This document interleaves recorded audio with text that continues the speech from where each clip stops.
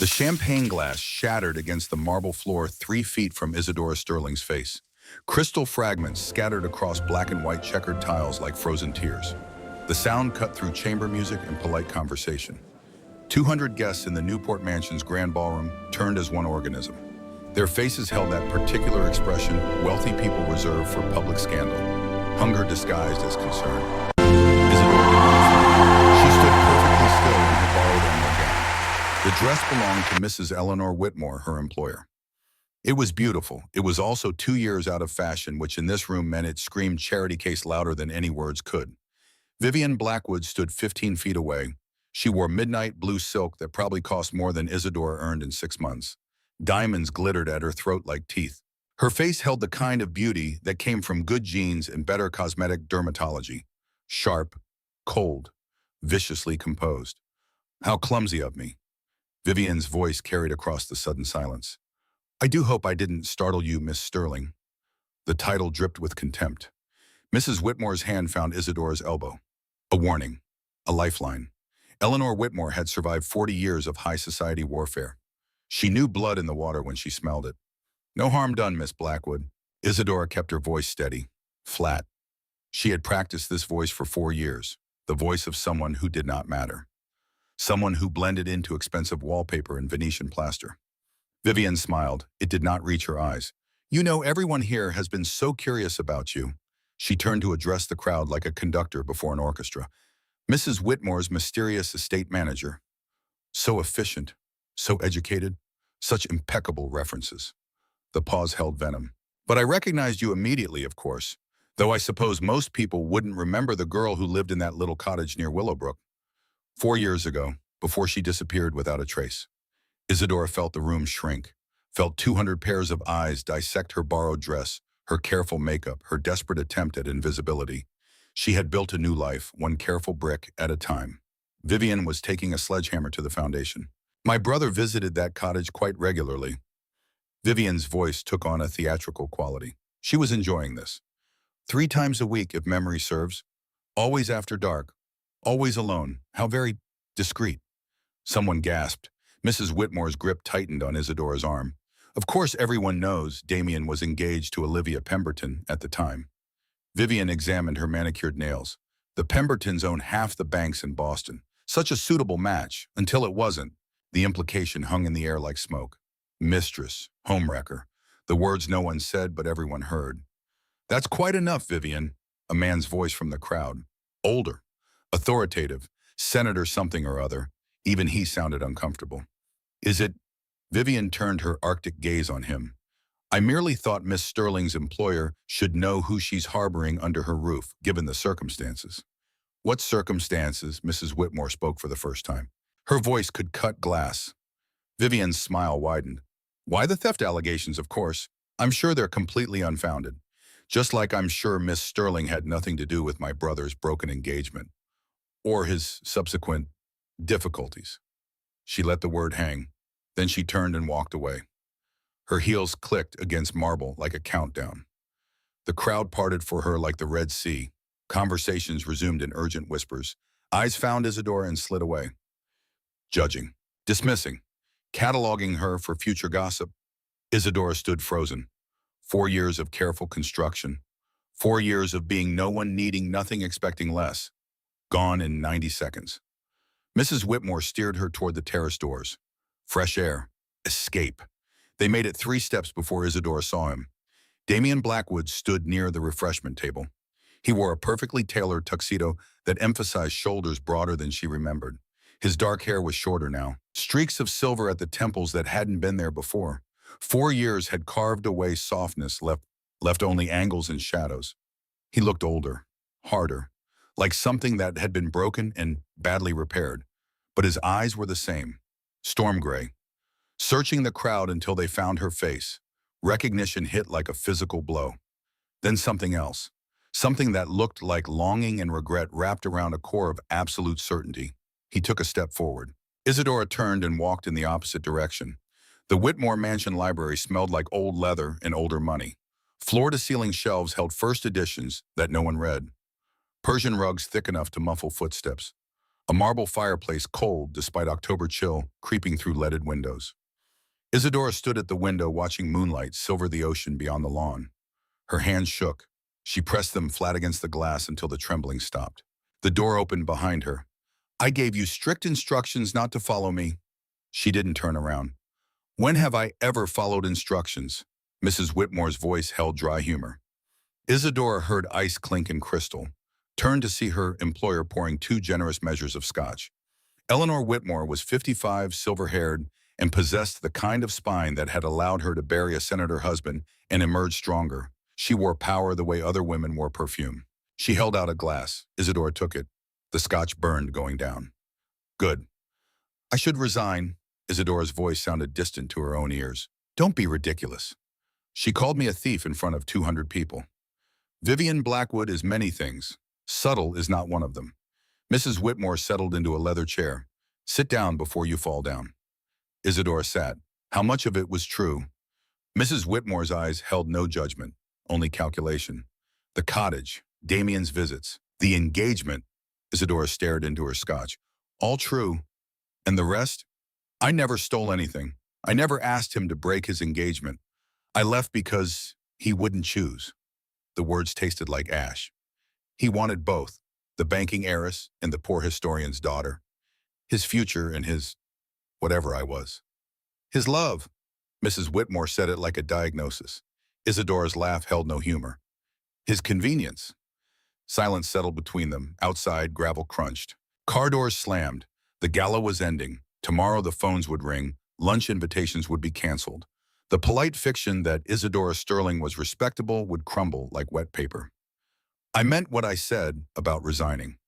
And I meant what I said about being ridiculous. Mrs. Whitmore leaned forward.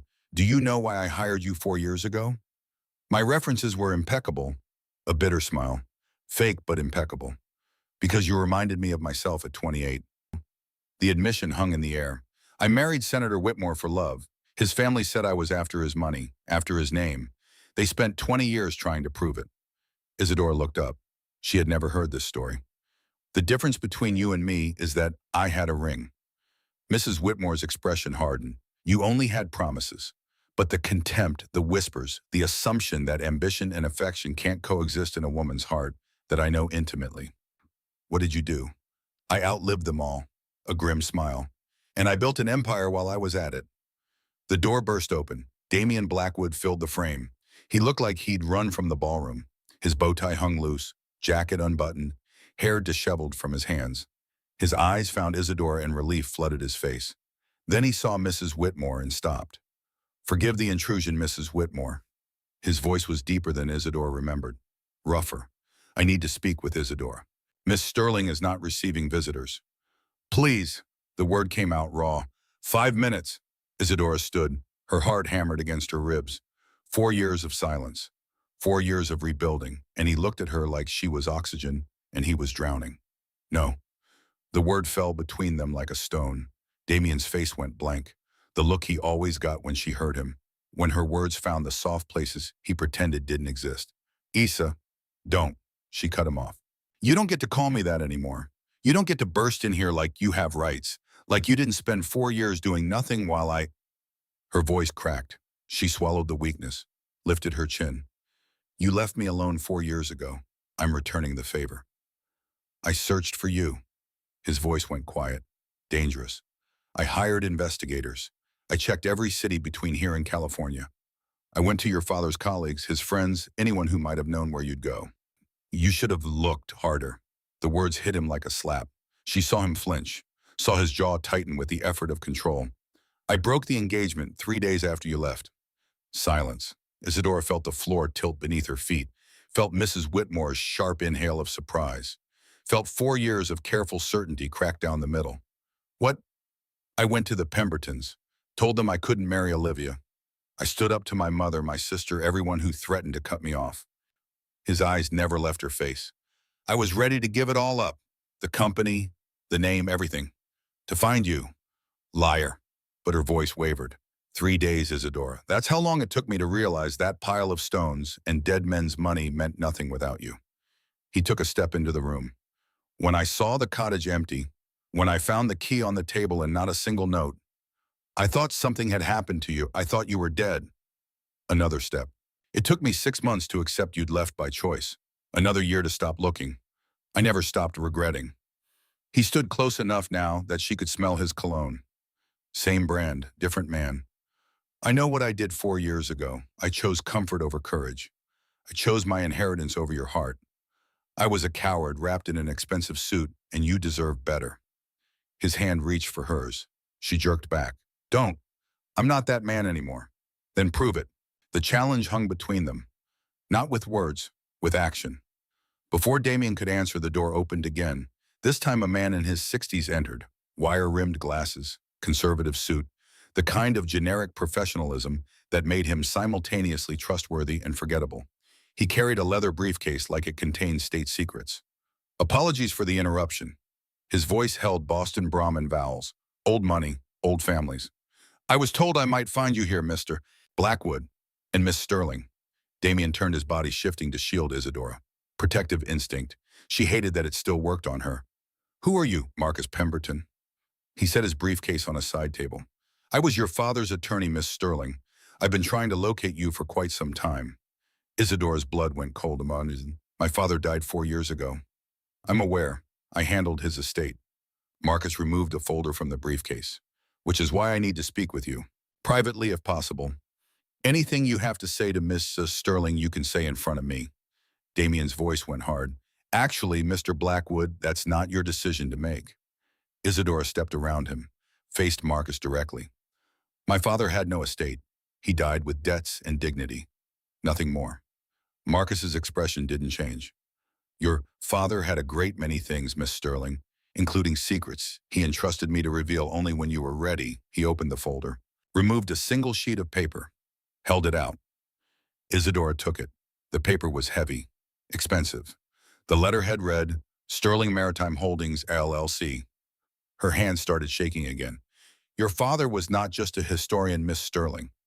Marcus's voice gentled. He was also a silent partner in one of Boston's most successful shipping companies.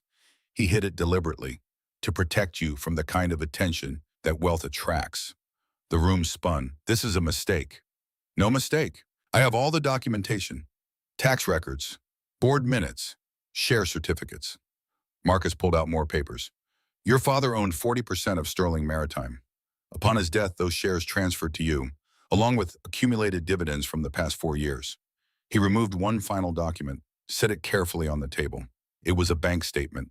The number had so many zeros that Isadora's brain refused to process it. $180 million, Miss Sterling. Marcus's voice was gentle. Give or take a few million depending on market fluctuations. The Scotch glass slipped from Isadora's hand. It hit the Persian rug without breaking.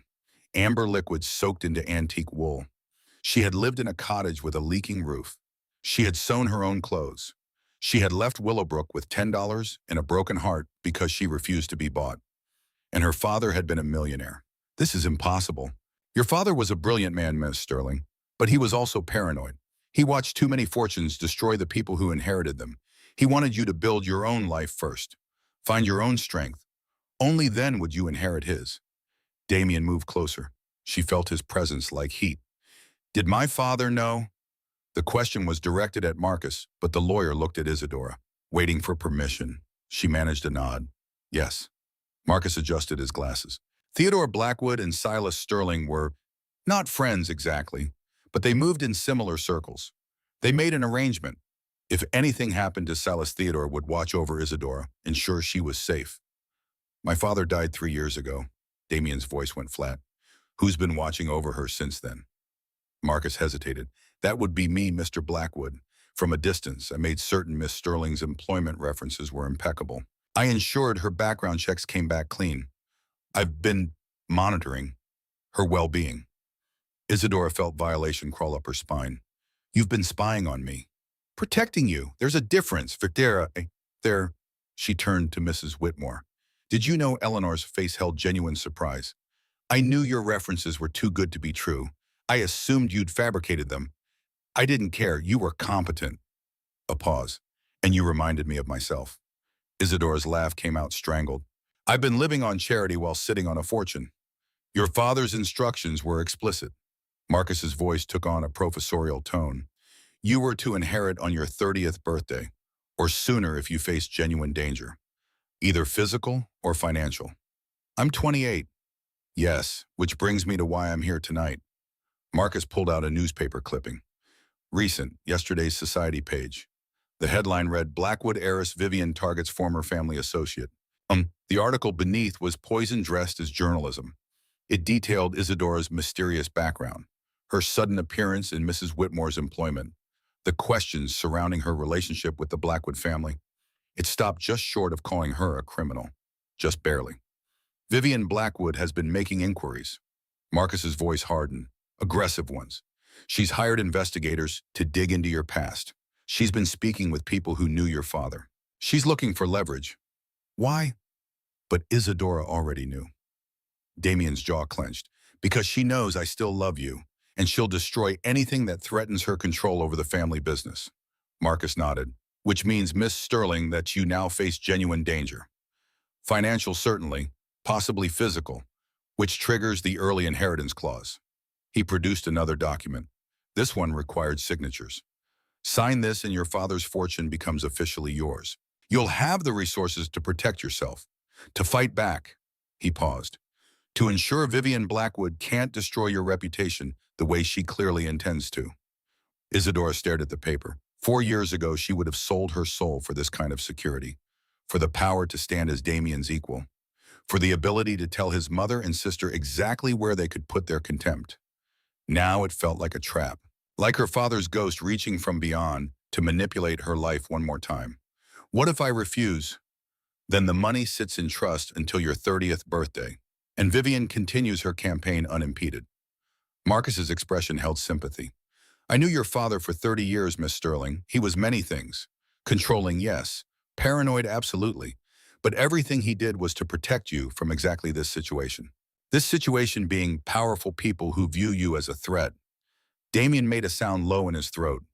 Dangerous. Vivian views everyone as a threat. It's her natural state. With respect, Mr. Blackwood, your sister has cause for concern. Marcus turned to him.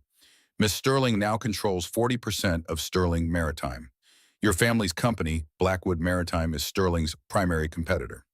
If Miss Sterling chose to leverage her position, I wouldn't. Isadora's voice cut through. I don't want anything to do with corporate warfare. What you want and what Vivian believes are not the same thing. Mrs. Whitmore spoke for the first time in minutes. Her voice held grim understanding. She sees you as competition, as a threat to her brother's focus, as the woman who might actually matter more than the family business. She stood cross to Isadora. Sign the papers, dear. Not because you want the money, but because you need the weapon. Isadora looked at Damien. His face held something she couldn't read. Hope, fear, support. If I sign, everything changes. Everything already changed. His voice was quiet. The moment Vivian said your name in that ballroom, he was right. She knew he was right. 4 years of invisibility shattered. 4 years of safety gone. Vivian had declared war. The only question was whether Isadora would fight back with her fists or with a fortune. She picked up Marcus's pen. The signature felt like jumping off a cliff. Marcus gathered the documents. I'll file these first thing Monday morning. In the meantime, I suggest you both prepare for Vivian's next move. She won't take this lying down. What do you recommend? Damien asked. Find out what she's hiding. Your sister doesn't attack this aggressively unless she's protecting something. Marcus snapped his briefcase shut. People who have nothing to hide don't weaponize other people's pasts. He moved to the door, paused. Miss Sterling, your father would be proud of you. Not because you're wealthy, but because you survived 4 years of poverty with your integrity intact. That was the real test. When he was gone, silence filled the library. Isadora turned to Damien. You said you weren't the same man, that you'd prove it with action, not words. Yes. Then help me destroy your sister. Her voice was steel. Show me every account she has access to, every transaction, every place she might be hiding secrets. If she wants war, I'll give her war, but I won't fight blind. Damien's expression shifted, something dangerous and determined. Are you sure once we start digging, there's no going back? I'll be investigating my own blood, betraying family loyalty. Is it betrayal to expose a crime, or is it justice? He held her gaze. making a choice, choosing her over family, over blood, over 4 years of conditioning that said Blackwoods protected their own no matter what.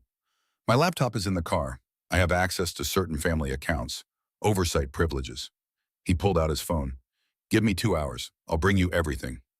Why 2 hours? Because I need to go home first. Copy files before anyone knows what I'm looking for. His smile held no warmth.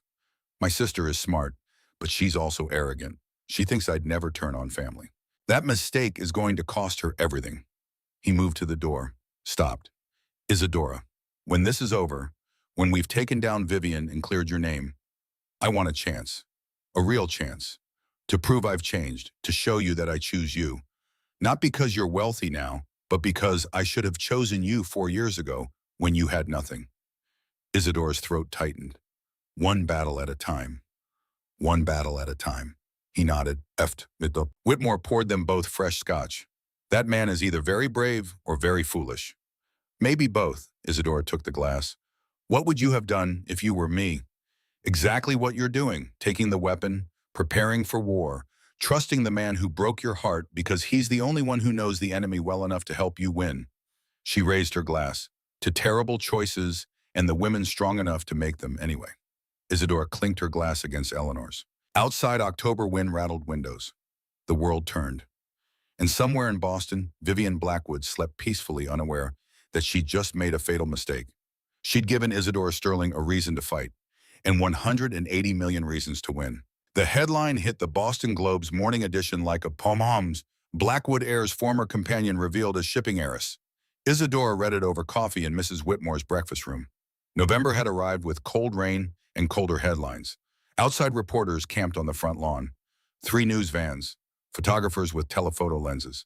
The circus had come to Newport. At least they're calling you an heiress now instead of a mistress, Ms. Whitmore buttered toast with surgical precision. Progress. Isadora's phone had been ringing since dawn. Blocked numbers, unknown callers. She'd stopped answering after the first death threat. Apparently, some people felt strongly about social climbing women who seduced honest billionaires and hid secret fortunes. The irony was not lost on her. You should eat something. Mrs. Whitmore pushed a plate of eggs toward her. I'm not hungry. You're going to need your strength. The Sterling Maritime Board meeting is at 10, and Damien will be here in an hour with the files he promised. 3 days. Marcus had said the emergency board meeting would be in 3 days. 3 days for Vivian to prepare her counterstrike. 3 days for Isadora to arm herself with evidence. 3 days that had felt like 3 years. A knock at the door. The housekeeper entered, looking flustered. Madam, there's a Mr. Blackwood to see Miss Sterling. He says it's urgent. Show him to the library. We'll join him momentarily. Isadora wanted to run, wanted to hide, wanted to crawl back into her small, safe life where the hardest decision was which account books to balance first. Instead, she followed Mrs. Whitmore through corridors lined with oil paintings of dead Whitmores. They all looked vaguely disappointed, like they'd foreseen this disaster and were not surprised. Damien stood at the library window silhouetted against gray morning light. He traded evening clothes for dark jeans and a cashmere sweater. Casual attire that probably cost more than most people's monthly salary. He looked like he hadn't slept in 3 days. He turned when they entered. His eyes found Isadora's face and held. Thank you for seeing me. Mrs. Whitmore said you have files. Isadora kept her voice businesslike. Show me. He pulled a laptop from his bag, spread documents across the library table. I spent the past 72 hours going through my sister's financial activity. Every account I could access. Every transaction I could trace. His finger moved across spreadsheets. Vivian has been very busy. Isadora moved closer. The numbers swam before her eyes. Wire transfers, shell companies, millions of dollars moving through corporate structures designed to hide and obscure. What am I looking at? Systematic embezzlement. Vivian has been stealing from Blackwood Maritime for 18 months. Small amounts, carefully disguised. But it adds up. He pulled up another file. Total so far, $52 million. The number hung in the air like an obscenity. Mrs. Whitmore leaned over Isadora's shoulder. Where did it go? Shell companies, holding corporations with innocuous names. Damien traced the money trail. Harborside Consulting, Atlantic Strategic Holdings, Meridian Investment Partners, all registered to the same address in the Caymans, all controlled by the same person. Vivian. Not exactly. He pulled up corporate registrations. The name on the paperwork is Preston Aldridge, my mother's second cousin. He runs a private equity firm. Isadora's mind raced. Why would Vivian funnel stolen money to a relative? Because Preston's been trying to buy into Blackwood Maritime for years. My father always refused, said he didn't trust private equity vultures. Damien's expression darkened. But if the company was weak enough, if it needed capital infusion badly enough, Preston could force a buyout. And Vivian would get a percentage. Millions, possibly hundreds of millions. She's not just stealing. Isadora's voice held wonder. She's sabotaging, weakening the company from within so Preston can take it over. Exactly. And she's been planning this for over a year, long before you reappeared, long before anyone knew you existed, Mrs. Whitmore straightened. This isn't about you at all, dear. Vivian's been running this scheme for months. You're just convenient collateral damage. Or convenient cover. Isadora studied the documents with fresh eyes. She attacks me publicly, makes me the villain. Everyone focuses on the gold digger while she loots the family company. Classic misdirection. Damien nodded.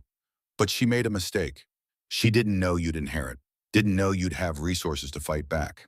Didn't know I'd turn on her. His phone buzzed. He glanced at the screen. His expression went from grim to granite. It's my mother. She wants to see me. Today, says it's urgent. Don't go. Isadora's instinct was immediate. I have to. If I refuse, she'll know something's wrong. She'll warn Vivian.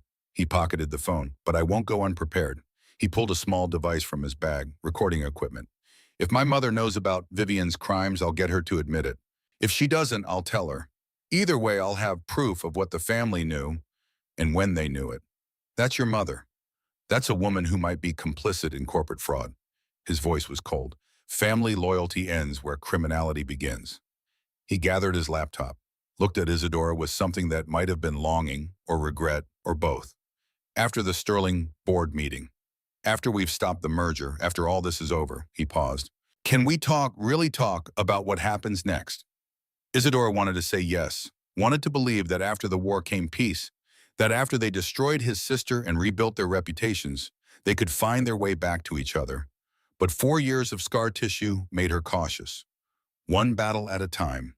He nodded, understanding, accepting. One battle at a time. He left. The library felt colder without him. Mrs. Whitmore poured coffee from the service that had appeared while they worked. You still love him? It wasn't a question. I don't know what I feel. Isadora wrapped her hands around the cup. 4 years ago, he was everything. Now he's complicated. Love usually is. Eleanor settled into her chair. But I'll tell you what I see. I see a man who spent 3 days digging through his own sister's crimes to give you weapons. I see a man who's prepared to betray his family for you. I see a man who's learned the cost of choosing wrong and is desperate not to make that mistake again. You think I should forgive him? I think you should decide what you want. Revenge, justice, love, because you can't have all three. At some point, you'll have to choose which matters most. Isadora stared into her coffee, saw her reflection distorted in dark liquid. What did she want? 4 years ago, the answer had been simple. She wanted Damien to choose her, to stand up to his family, to value love over legacy. Now she had wealth of her own, power of her own. She didn't need him to rescue her, didn't need his name or his money or his protection. So what did she need him for? The answer came quiet and certain. She needed him to prove that people could change, that the scared boy who'd chosen inheritance over heart could become a man who chose truth over comfort. She needed him to show her that love wasn't always a weakness. Sometimes it was the strongest thing you could build. I need to get ready for the board meeting. She set down her cup. Whatever I decide about Damien comes after. First, I stop Vivian from destroying both our companies. Spoken like a true Sterling, Mrs. Whitmore smiled. Your father would be proud. The boardroom of Sterling Maritime occupied the 42nd floor of a glass tower overlooking Boston Harbor. Through floor-to-ceiling windows, ships moved like toys across gray water. November wind rattled the glass. Inside, 12 board members sat around a mahogany table that could have doubled as a landing strip. They stared at Isadora like she'd crawled out from under it. She wore her most conservative suit, charcoal gray, pearl earrings that had belonged to her mother, hair pulled back so tight it hurt. The armor of respectability. It didn't matter. She could feel their judgment like radiation. The youngest person in the room by 20 years. A woman, an unknown. And worst of all, the subject of yesterday's headlines. Miss Sterling. The chairman was 70 if he was a day. White hair, liver spots, voice like gravel in a cement mixer. We appreciate you taking the time to attend. Translation. We can't believe you had the audacity to show up. Isadora took the empty chair at the foot of the table, folded her hands, waited. Damien sat 3 seats away. He'd arrived separately, maintained the fiction that they weren't coordinating. His expression was professionally blank, but she caught the tension in his jaw, the way his fingers drummed once against his thigh before going still. The recording device was in his pocket. He'd met with his mother an hour ago. Whatever he'd learned, his face gave nothing away. As you're aware, the chairman continued, Blackwood Maritime has proposed a merger. The terms are extremely favorable.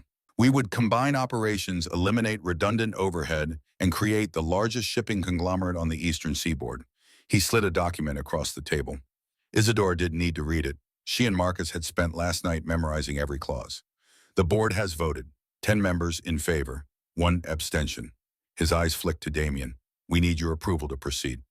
No. The word dropped into silence like a stone into still water. The chairman blinked. I'm sorry. No, I don't approve the merger. Isadora kept her voice level. I'm voting against it. Murmurs rippled around the table. The chairman's face went from confusion to irritation. Miss Sterling, perhaps you don't understand the financial implications? I understand them perfectly. She leaned forward. This merger would benefit Blackwood Maritime significantly more than Sterling. They're overextended, overleveraged, and someone's been systematically embezzling from their operating accounts for 18 months. Dead silence. That's a serious accusation. A woman halfway down the table. Late 50s, designer glasses. CFO, if Isadora remembered correctly. It's a serious crime. Isadora pulled out her own document, passed copies down both sides of the table. These are wire transfers from Blackwood Maritime to shell companies controlled by Vivian Blackwood and Preston Aldridge. Total to date, $52 million. She watched faces change as they read. Shock. Calculation. The financial predators smelling blood in the water. Where did you obtain this information? The chairman's voice had gone cold.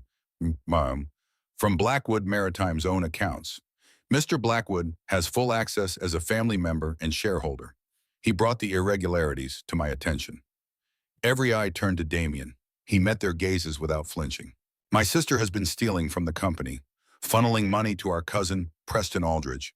The merger proposal is designed to hide the theft and give them control of both companies. His voice carried absolute conviction. I'm voting against it.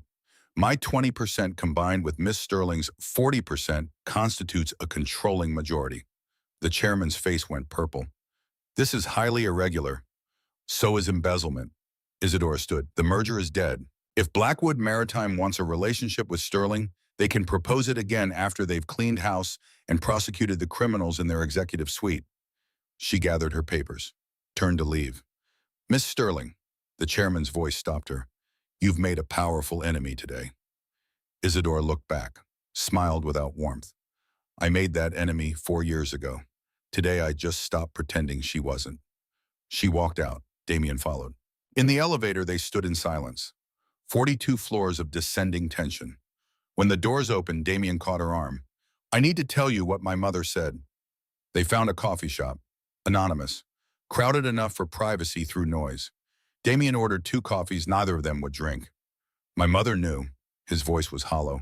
Not about the extent, not about Preston, but she knew Vivian was moving money. She thought it was financial planning, asset protection. She didn't ask the questions because she didn't want to know. Willful ignorance. Worse, complicity.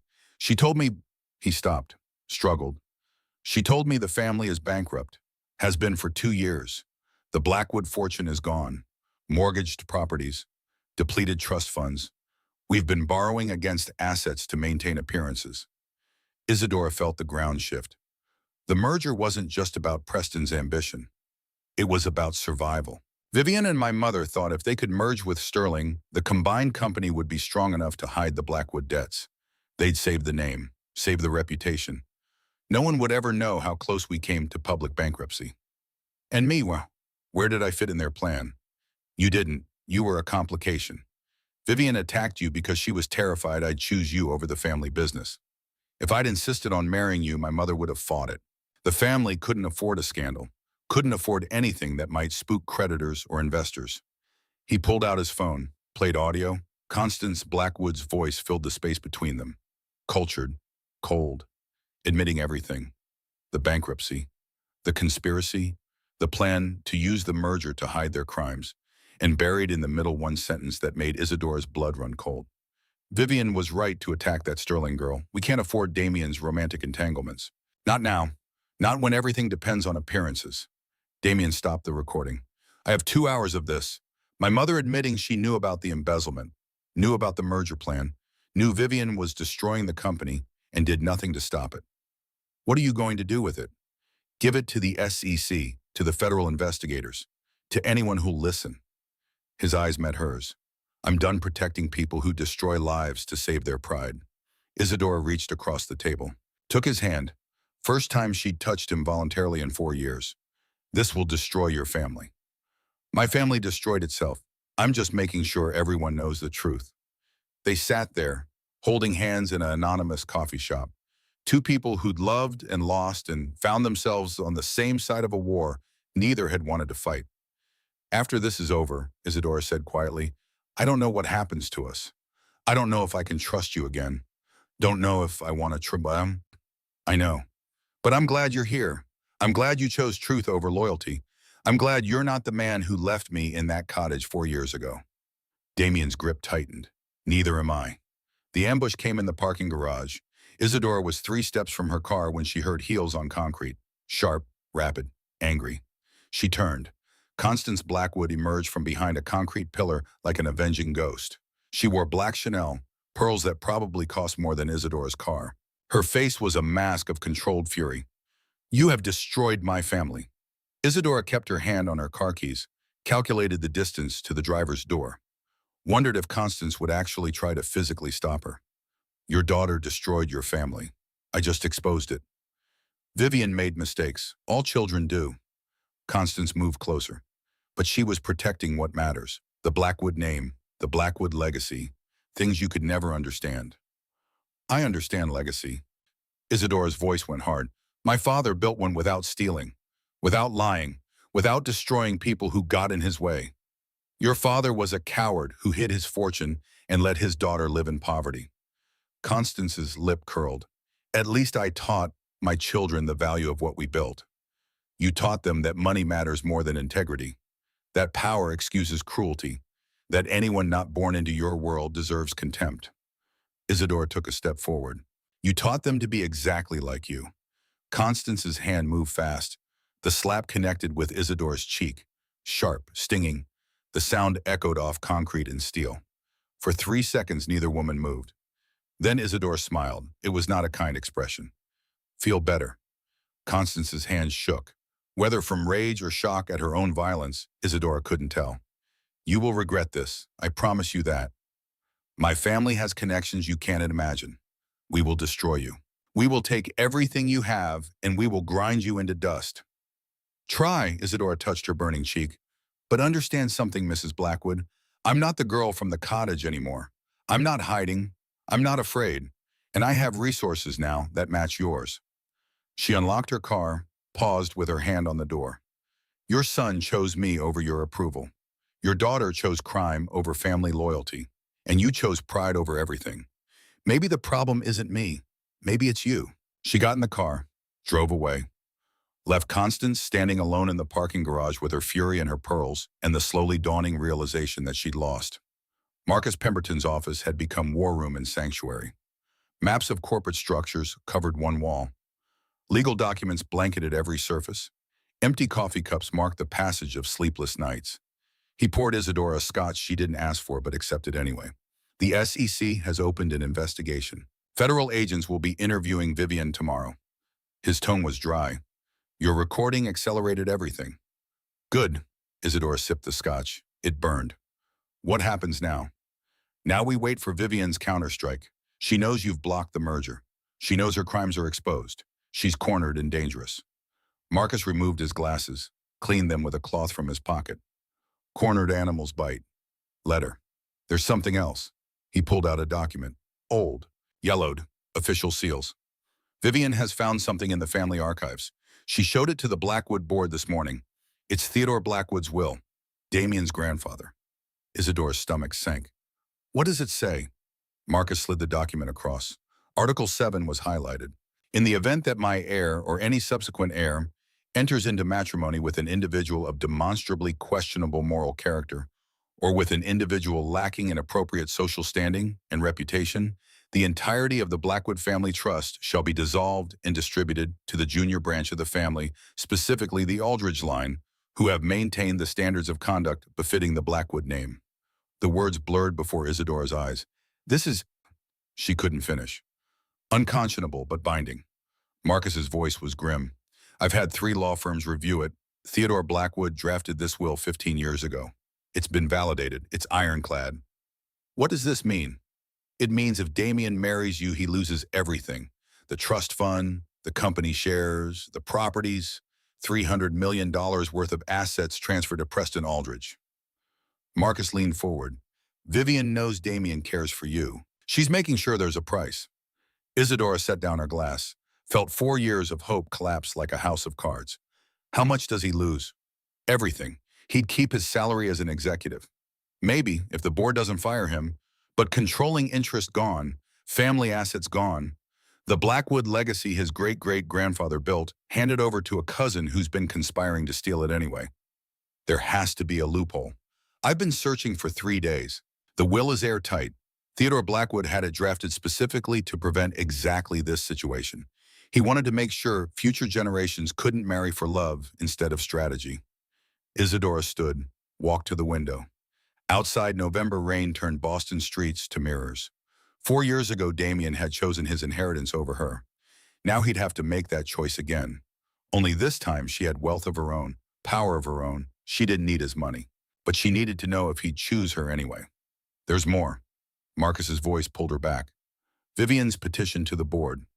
She's requesting emergency action. Wants them to vote on whether Damien's association with you constitutes questionable judgment. If they vote yes, the trust starts to dissolve immediately, before you even get married. Can they do that? The will gives them discretionary power, and Vivian has enough allies on the board.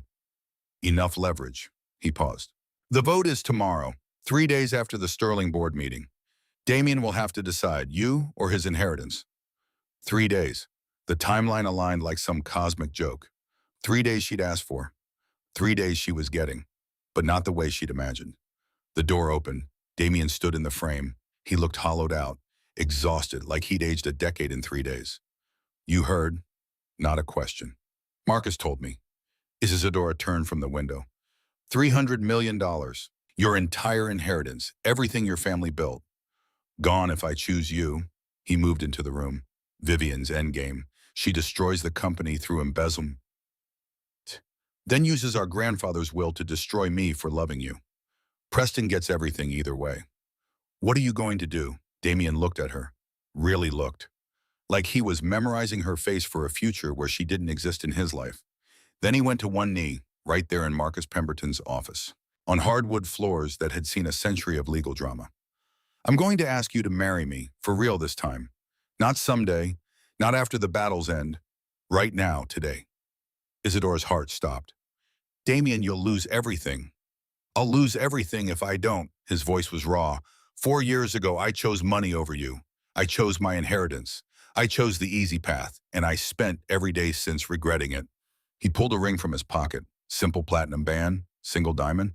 I don't care about the trust fund. I don't care about the company shares.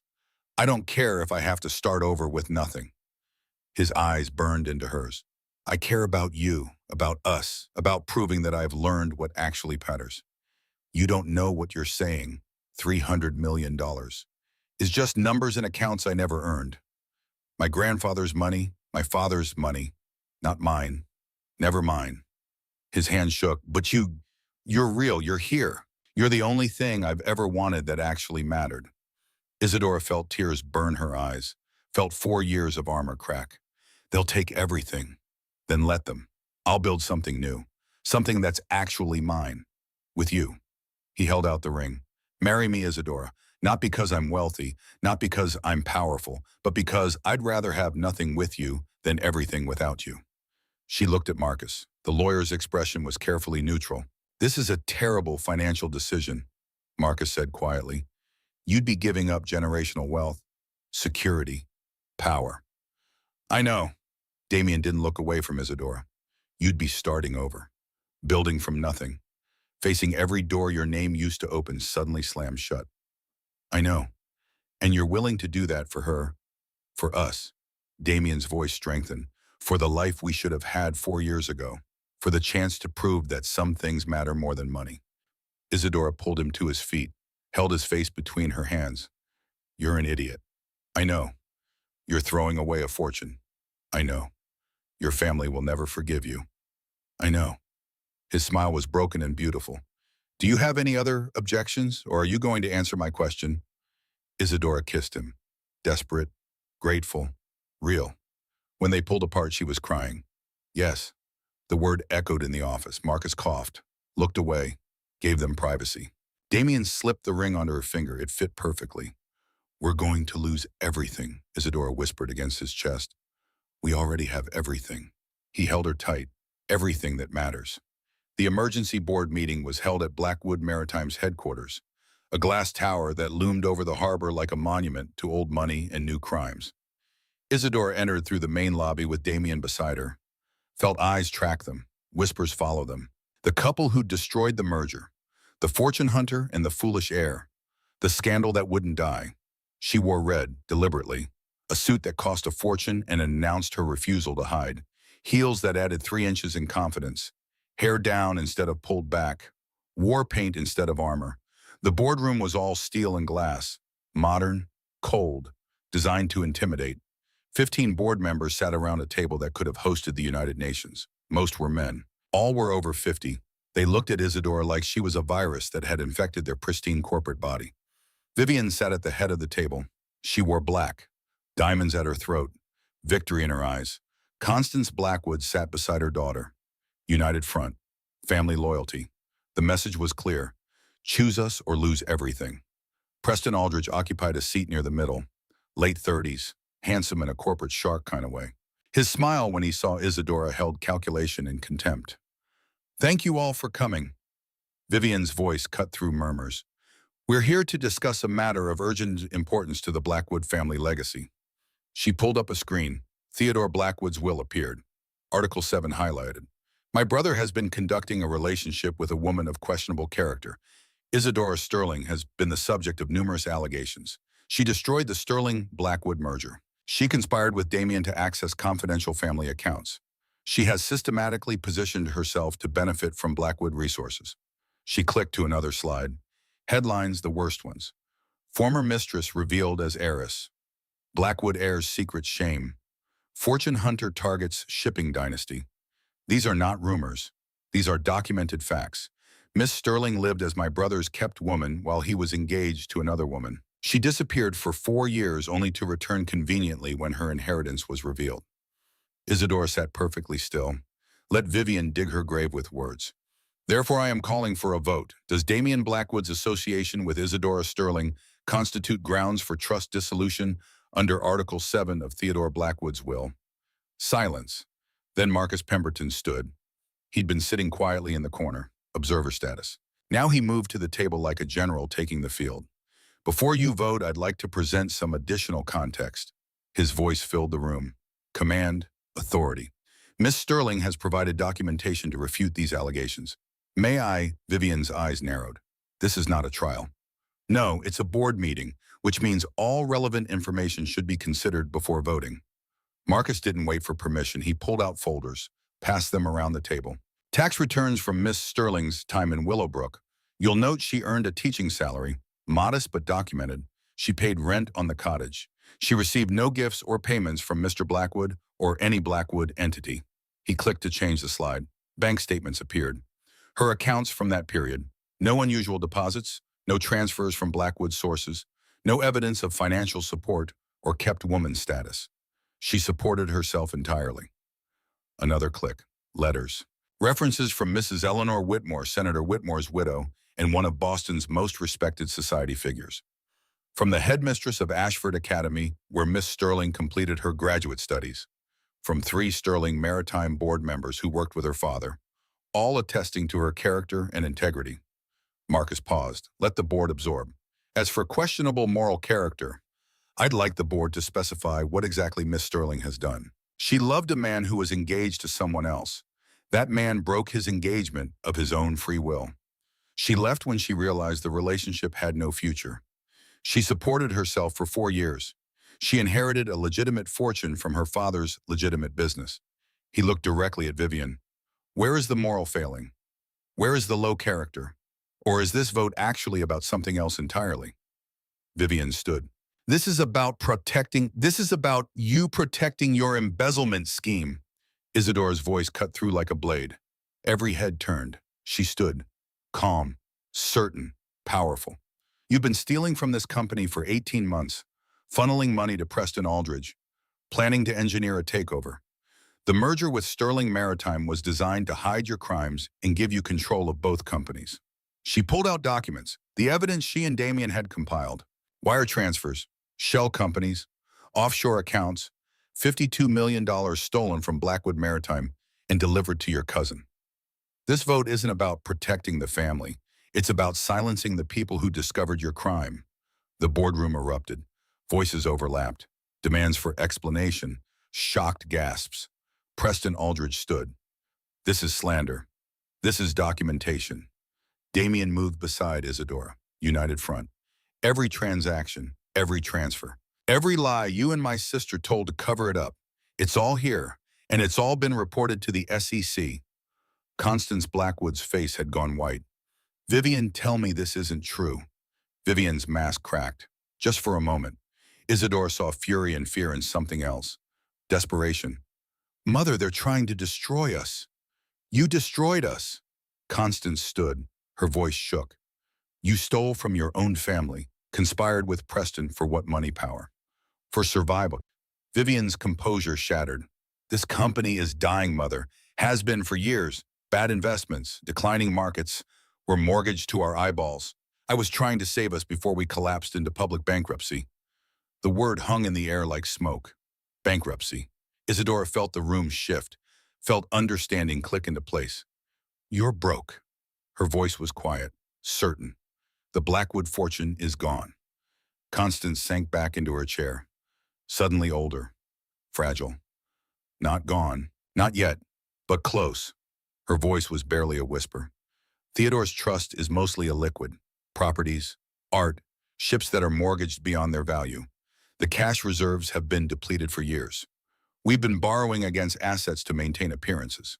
She looked at her daughter with something like horror. I told Vivian to fix it. I told her to do whatever necessary to save the family. I didn't know she'd... Her voice trailed off. You knew. Isadora's voice was steel. You approved the merger. You wanted Damien to give up on me. You've been complicit in all of it. Constance didn't deny it. Preston Aldridge made a break for the door. 2 security guards blocked his path. Marcus had planned ahead. The SEC has frozen Mr. Aldridge's accounts pending investigation. Marcus's voice was calm, professional. Miss Blackwood's as well. This company is now under federal scrutiny. Vivian slumped in her chair, defeated. I was trying to save us, by destroying everyone else. Damien's voice was hollow, by lying, stealing, ruining lives. He turned to the board. I resign. Effective immediately. I won't be part of this anymore. He took Isadora's hand. They walked out together. Left behind the chaos, the accusations, the spectacular implosion of a family dynasty. In the elevator, Damien stood with his forehead pressed against the cold steel wall. His shoulders shook. 300 years. My family built this city. Funded schools, hospitals, built ships that won wars. His voice broke. And we're ending in bankruptcy and federal charges.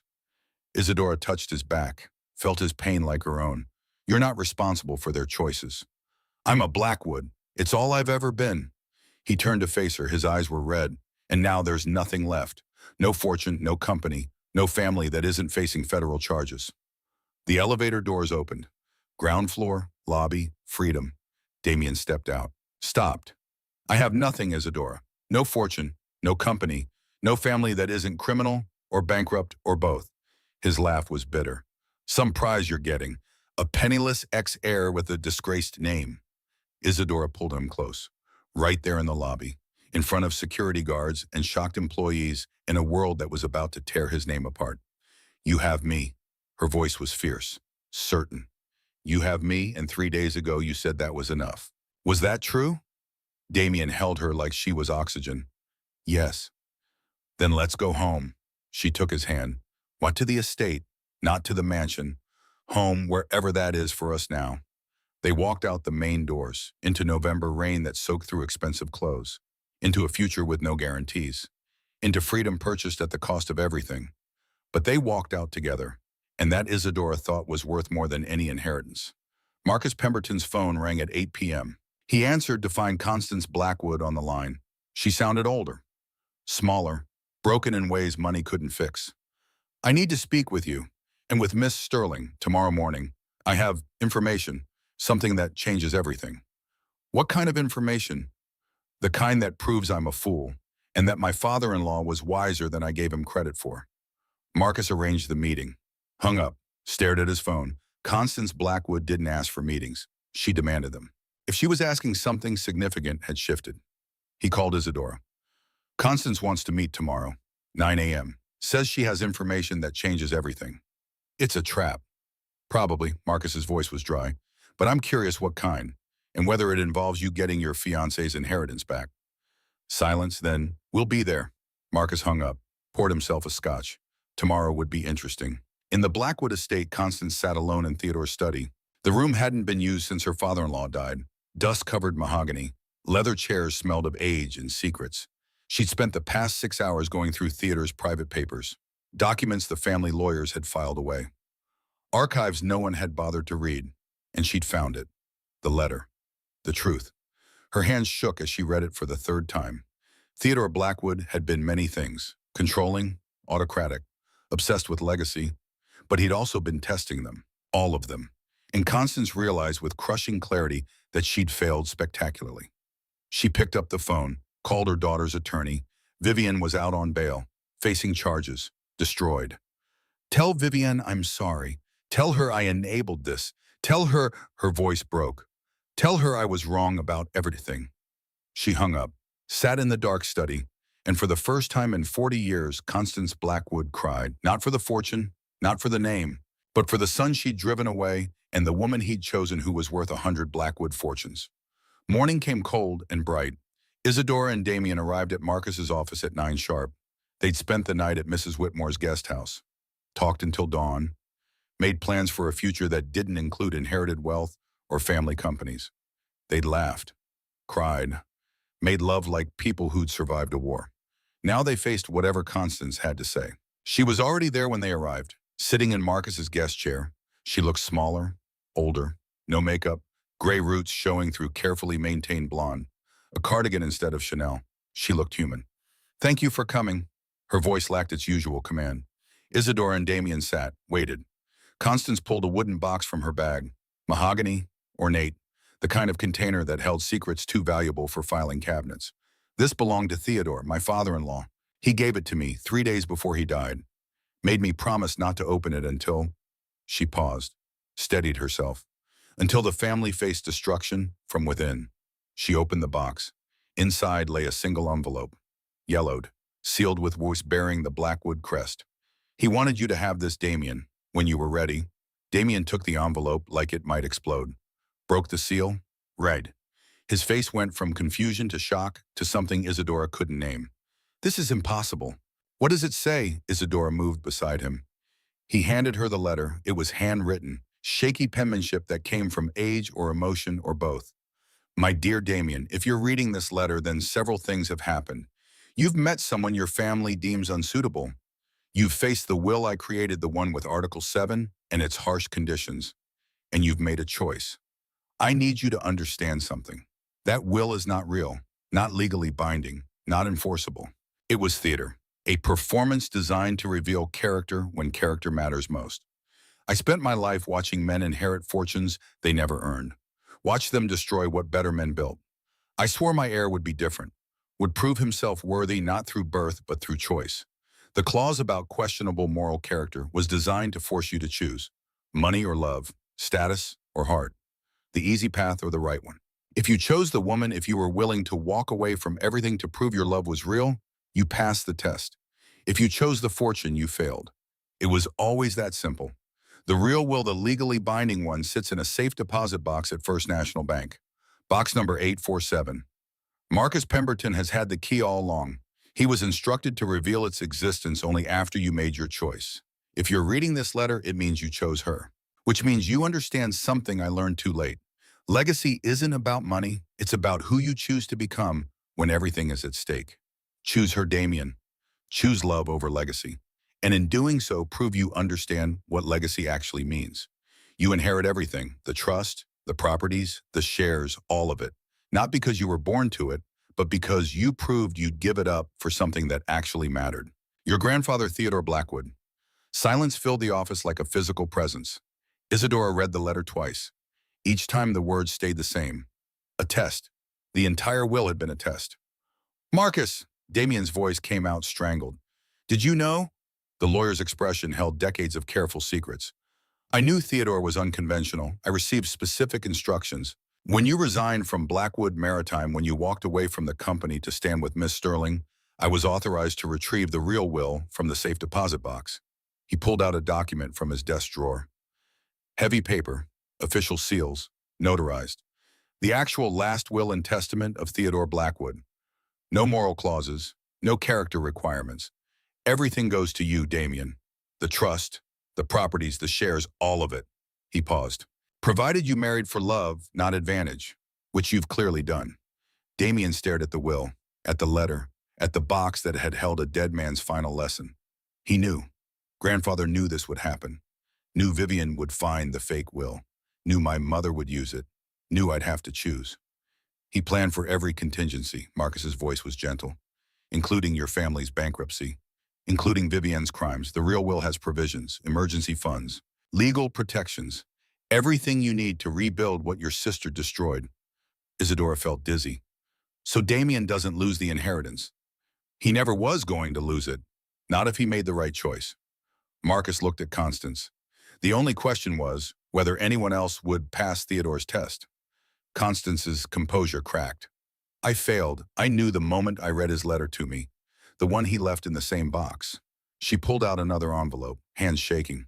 Theodore wrote to me too, told me the will was fake, told me to trust Damien's judgment, told me that if I tried to interfere, if I chose fortune over my son's happiness, I would prove myself unworthy of the Blackwood name. She looked at Isadora with devastated eyes. I failed spectacularly. I aligned with a criminal daughter. I attacked an innocent woman. I chose appearance over truth. I am everything Theodore warned against. She pulled out more documents. These are share transfers.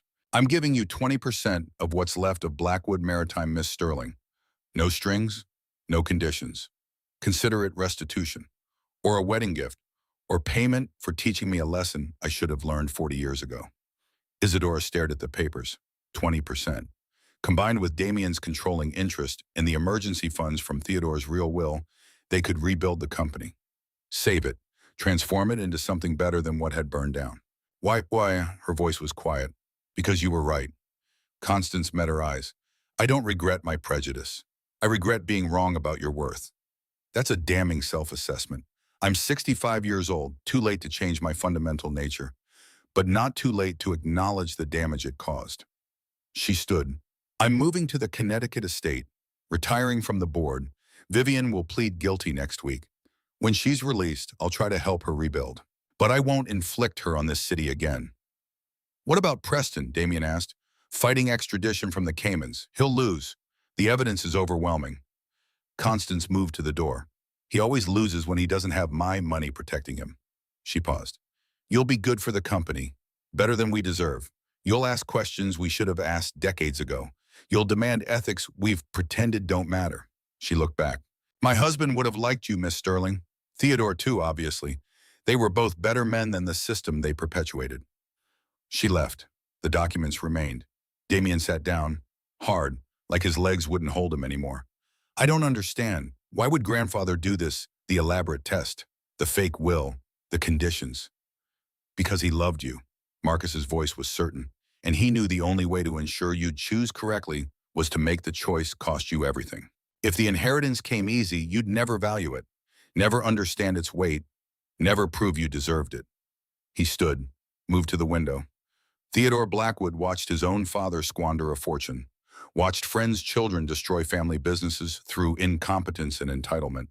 He wanted different for you, wanted to ensure that when you inherited, you'd already proven you could walk away from it. And if I'd chosen wrong, then Preston Aldridge would have inherited everything, and Theodore's fortune would have gone to someone who valued it for what it was, just money. Not legacy, not family, just numbers and accounts. Marcus turned back. But you chose right. You chose love. You chose truth. You chose to burn down a corrupt system rather than benefit from it.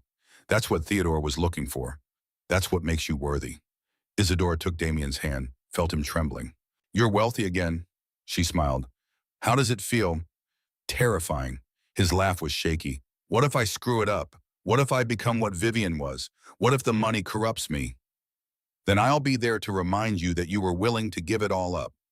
She squeezed his hand. And if that doesn't work, I'll leave, take my sterling fortune and build something better while you figure out who you want to be.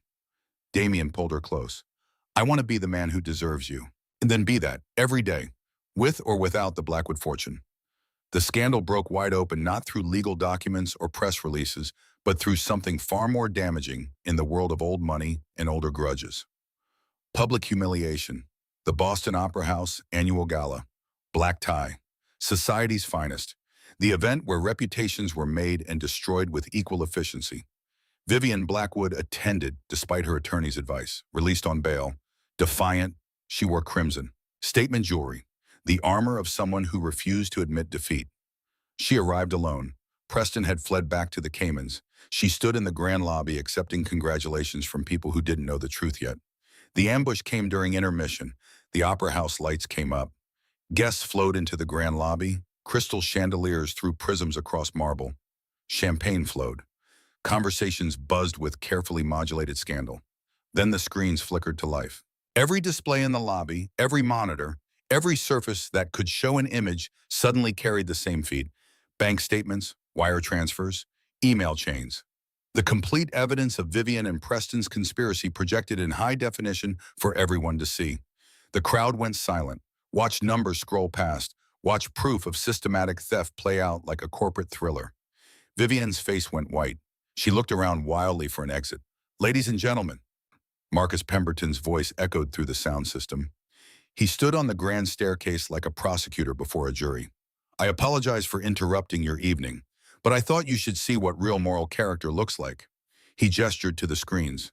Vivian Blackwood has spent the past week claiming Isadora Sterling is a gold digger, a fraud, someone of questionable ethics who doesn't deserve a place in Boston society. Another gesture. The screens changed. Now they showed Isadora's tax returns, charitable donations, work history, every piece of her life laid bare. This is the woman Vivian called unsuitable, a woman who paid her own way, earned her own fortune through legitimate inheritance, a woman who has never taken a dollar she didn't earn. The screens changed again, back to Vivian's crimes. And this is the woman who claimed moral authority to judge her. $52 million stolen, systematically, over 18 months, from her own family, to fund a conspiracy with Preston Aldridge. He paused. I'll let you decide who deserves your respect. Vivian ran, pushed through the crowd, heels clicking on marble, but there was nowhere to go.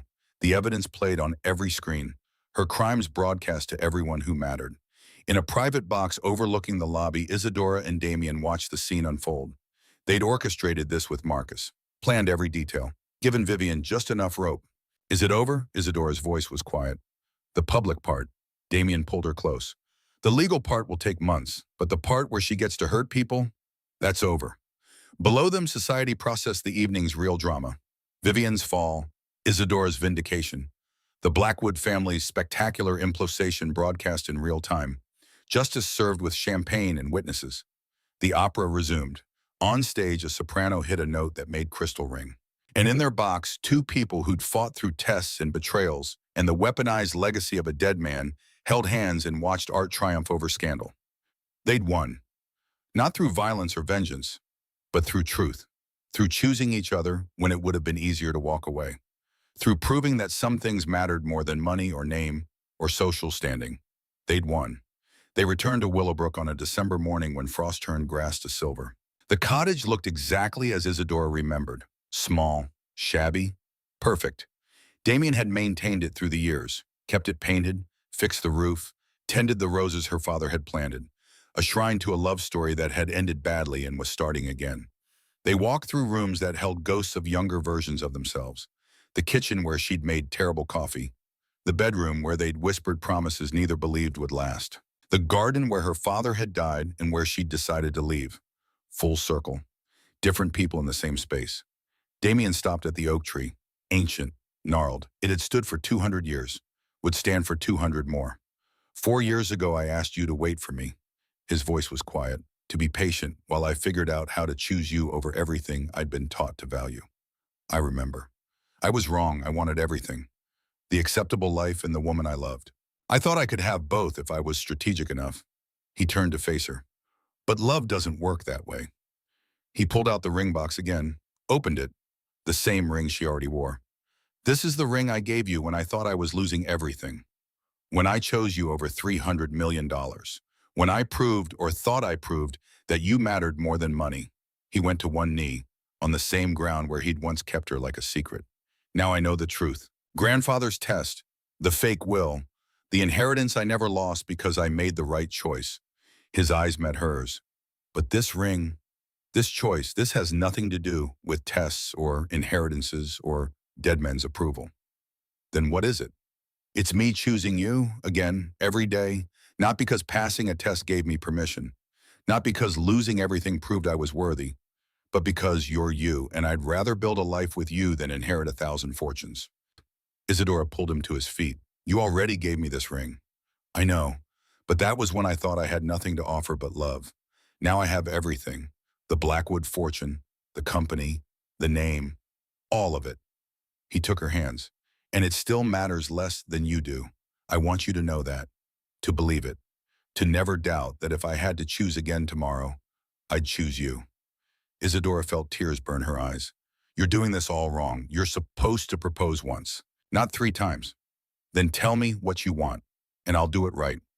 She thought about it. 4 years of pain, 6 weeks of battle, a fake will and a real inheritance, and a dead man's test that had revealed everyone's true character.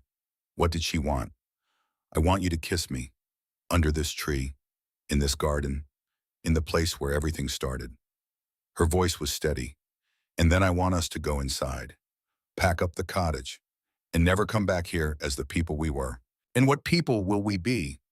The people who survived, who chose each other when it costed everything, who built something new from the ashes of what burned down. Damien kissed her, soft, certain, real. The frost began to melt as December's sun climbed higher. Water dripped from bare branches. The garden breathed. When they pulled apart, Isadora smiled. Now let's go home. Not here, not the estate. Wherever home is for us now. Where is that? I don't know yet, but we'll build it. Together. They went inside, packed a few belongings, left the cottage to whatever future waited for it. As they drove away, Isadora looked back once. Saw the oak tree standing guard over an empty garden. Saw the place where she'd been happiest and most broken. Saw the past receding. Regrets, Damien asked. Only one. What's that? That I wasted 4 years being angry instead of building what comes next. We're building it now. We are, she took his hand. Speaking of which, I had an idea about the companies. I'm listening.